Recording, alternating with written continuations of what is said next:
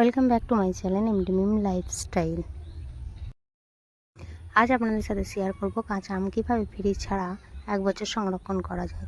তো চলুন সেই রেসিপিটাই আপনাদেরকে দেখিয়ে নিই।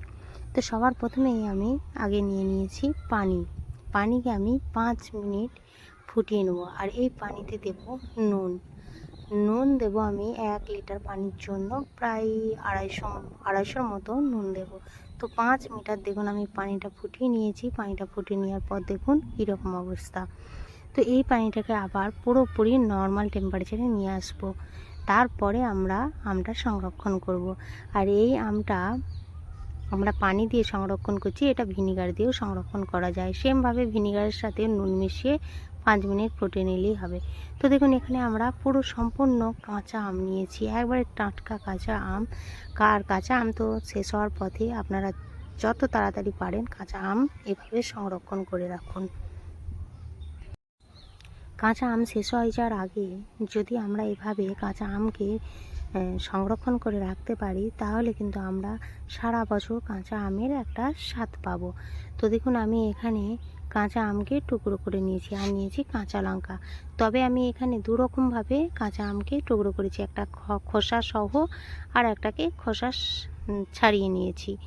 আর যেটা আমি খোসা রাখিনি সেটা আমি ছোট ছোট টুকরো করে নিয়েছি, আর যেটা খোসা রেখেছি দেখুন লম্বা লম্বা টুকরো করে নিয়েছি। এভাবে আমরা কাঁচের বয়মে ভরে নেব। অবশ্যই কিন্তু কাঁচের বয়মেতেই রাখতে হবে, অন্য কোনো জায়গায় রাখলে কিন্তু 1 বছর এভাবে থাকবে না। তো আমি এখানে 2-3টে কাঁচা লঙ্কা দিয়ে দিচ্ছি দেখার সৌন্দর্যের জন্য। আপনারা চাইলে দিতেও পারেন, নাও পারেন। তো চাইলে অল্প একটু সর্ষেও দিতে পারেন। তো আমি এখানে সর্ষে দিচ্ছি না, জাস্ট 2-3টে কাঁচা লঙ্কা দিয়ে আমি এভাবে বয়মটা ভরে নিলাম। তো অন্য যে আমগুলো আছে এগুলো আমি আর একটা কাঁচের বয়মে ভরে নেব। কাঁচের বয়মের ভিতরে যেন কোনো রকম পানি না থাকে, পুরোপুরি সম্পূর্ণভাবে শুকনো হতে হবে। পুরোনো দিনে এভাবেই আমকে বছর জুড়ে সংরক্ষণ করে রাখা হতো।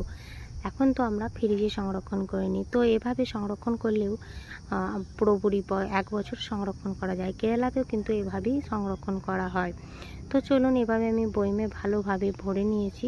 আর যে আমরা পানিটা ফুটিয়ে রেখেছিলাম নুন পানি, আমি আজকে নুন পানি দিয়ে আপনাদেরকে দেখাচ্ছি। আপনাদেরকে আগে বললাম আপনারা চাইলে ভিনিগার দিয়েও ভিনিগার আর নুনকে দিয়ে ফুটিয়ে নিতে পারেন। তো এখানে দেখুন পুরোপুরি সম্পূর্ণভাবে ঠান্ডা হয়ে গিয়েছে।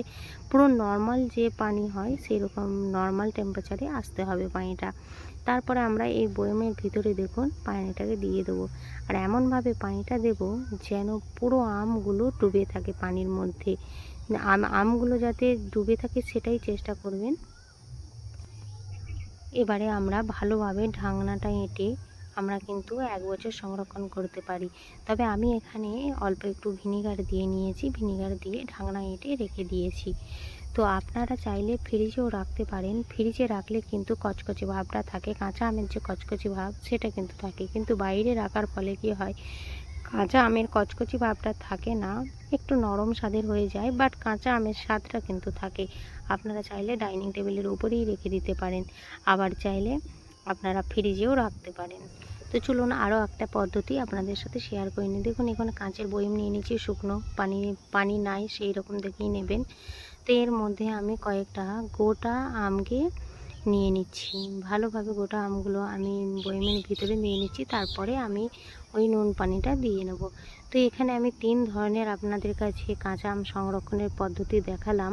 তো আপনাদের যার যেটা পছন্দ হবে সে সেরকমভাবেই কাঁচা আমটাকে সংরক্ষণ করে রাখতে পারেন।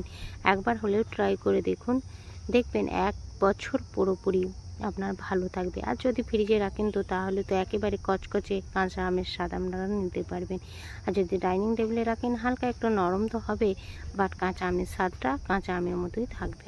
তো এভাবে বানিয়ে সংরক্ষণ করে রাখুন।